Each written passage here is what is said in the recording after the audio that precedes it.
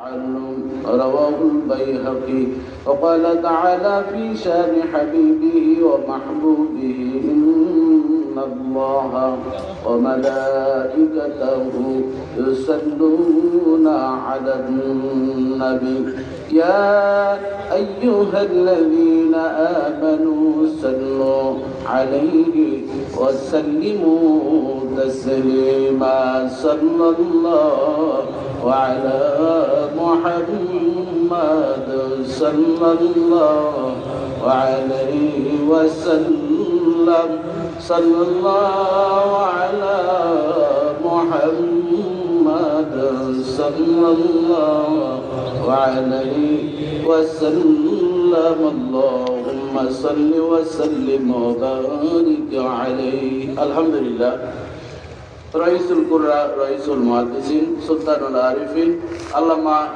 আওলাদ রয়েছেন আল্লাহ তাআলা প্রত্যেকের নেক হায়াত দারাজ করবেন আমিন এবং রয়েছেন মঞ্চে উপবিষ্ট হাজারাতে উলামায়ে কেরাম আইম্মে মাসাজিদ এবং হাজারাতে উলামায়ে কেরাম বিভিন্ন স্থান থেকে এসেছেন। বিশেষ করে আমাদের মঞ্চে দেখতে পাচ্ছি বাংলাদেশের কোনো এক সময় আমরা শিক্ষকদের একটি ঠিকানা ছিল যেটি মরহুম মাগফুর আমাদের মরহুম আব্দুল মান্নান সাহেব গঠন করেছিলেন বাংলাদেশ জমিয়তুল মুদাররিসিন।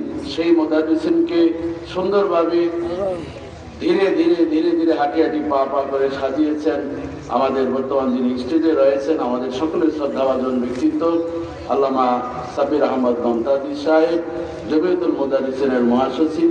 আল্লাহ তাআলা ওনার হায়াতে বরকত দান করবেন আমিন। সম্মানিত সুধী, এখানে বাংলাদেশ আঞ্জুমানে আল ইসলাম বিভিন্ন দায়িত্বশীল রয়েছেন, আমাদের কলিজার টুকরা যুবক ভাইয়েরা রয়েছেন, তালামিজে ইসলামিয়ার কর্মীরা, সাংবাদিক বন্ধুরা, সকলেই আসলে মূলত আমরা এখানে আসি দোয়া নেওয়ার জন্য, এখানে বয়ান করার জন্যও নয় আর আমাদের পরিচয় তোলানোর জন্যও নয়।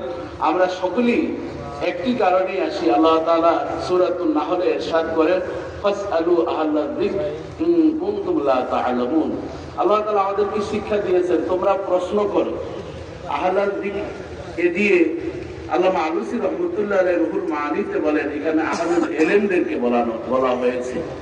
আহলুল ইলম বলতে কোন আহলে ইলমকে বোঝানো হয়েছে এর সম্পর্কে ইমাম ফখরুদ্দিন রাজি রাহমাতুল্লাহ আলাইহি তাফসীরে কবিরের ভিতরে চমৎকার বলছেন তারা হচ্ছে রাসূলুল্লাহ সাল্লাল্লাহু আলাইহি ওয়াসাল্লামকে একবার সাহাবায়ে কেরাম জিজ্ঞাসা করলেন মান আউলিয়া আল্লাহ, কারা আল্লাহর ওলি, কারা আহলুল ইলম।